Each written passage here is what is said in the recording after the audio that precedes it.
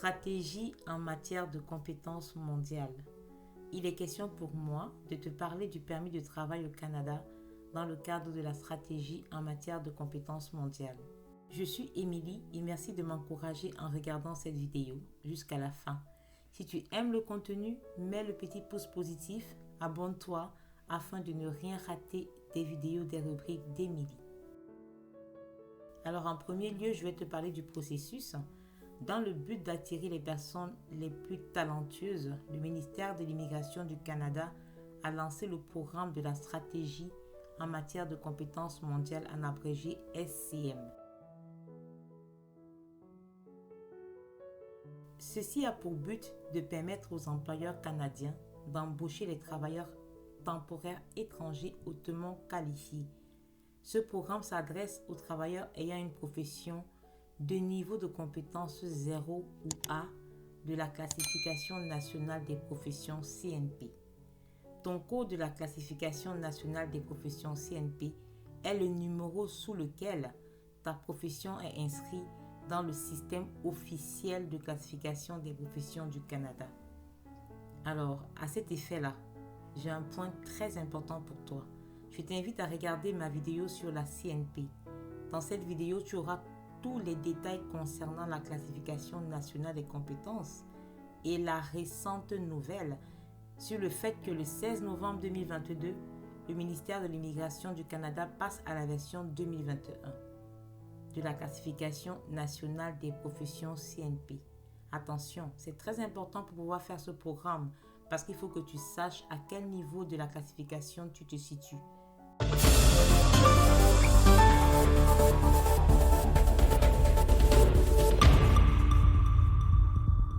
En ce qui concerne le programme en lui-même, en premier lieu, on a les travailleurs dispensés de l'étude d'impact sur le marché du travail EIMT. Ici, tu peux être admissible au traitement de 2 semaines si ta demande remplit les conditions suivantes. Tu présentes ta demande à l'extérieur du Canada en 1. En 2, l'emploi correspond au genre de compétences 0 ou poste de gestion ou à un niveau de compétence A, poste professionnel de la classification nationale des professions CNP dont la version 2016. Si ton employeur a présenté une offre d'emploi au moyen du portail des employeurs et a acquitté les frais relatifs à la conformité de l'employeur en 3. En deuxième lieu, tu as les travailleurs pour lesquels une EIMT est requise. Donc à ce moment-là, pour toi, si tu es travailleur et que tu as besoin de faire l'étude de l'impact sur le marché, si tu es un travailleur pour lequel on a besoin de cela, tu seras admissible au traitement de 2 semaines.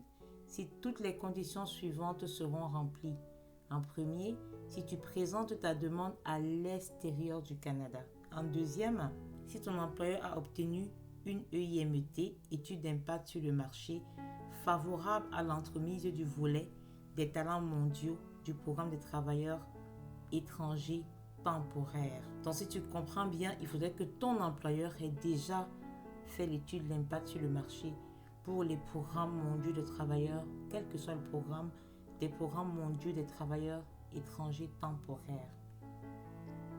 Alors en troisième lieu, tu dois savoir que dans ce programme, si tu as un époux, une épouse, un conjoint de fait ou des enfants à charge, l'époux, le conjoint de fait, les enfants à charge, si tu en as, sont aussi admissibles au traitement des demandes en 2 semaines. Cela s'applique aux demandes de visa visiteur, de permis de travail et de permis d'études. Il est important que tous les membres de ta famille remplissent la demande complète au même moment que toi, le travailleur, pour pouvoir être admissible aux 2 semaines de traitement. Alors, ayant fini le point 3, je vais passer au point 4. Comment bénéficier d'un traitement en 2 semaines? Quand ton employeur t'aura fourni tous les documents et l'information dont tu as besoin, toi et les membres de ta famille, s'il y a lieu, vous devez présenter une demande en ligne depuis l'extérieur du Canada. Ensuite, vous devez, en premier lieu, c'est ça. En deuxième lieu, vous devez soumettre une demande dûment remplie.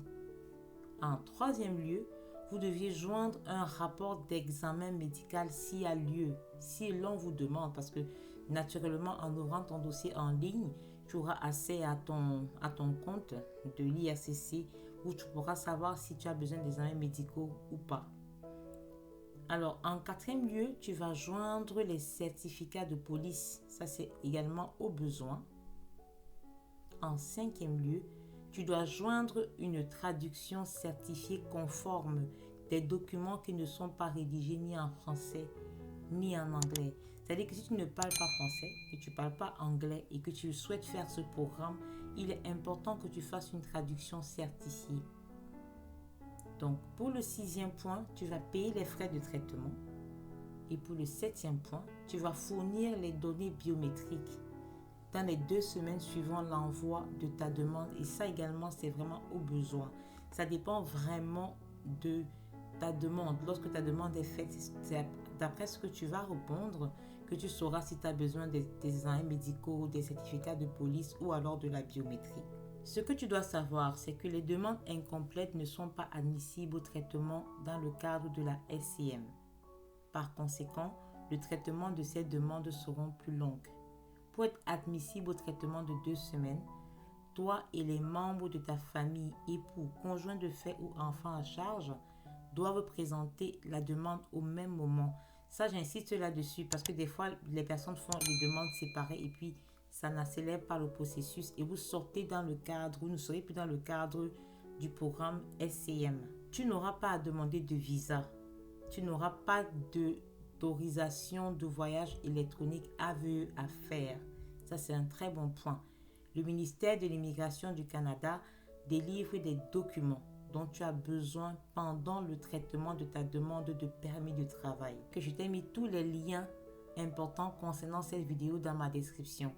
Je t'invite à aller les consulter à la fin de la vidéo afin de pouvoir postuler à ce programme s'il correspond à tes aspirations. Je suis arrivée au terme de cette vidéo. J'espère qu'elle t'a édifié et qu'elle a répondu à la question que tu te posais. Je te remercie d'avoir choisi cette vidéo. Si tu as aimé le contenu, merci d'appuyer sur le petit pouce positif afin d'aimer la vidéo. Je t'invite à la partager. Je t'invite également à t'abonner sur ma chaîne afin de ne rien rater des rubriques d'Emilie. En attendant, garde le sourire. À bientôt!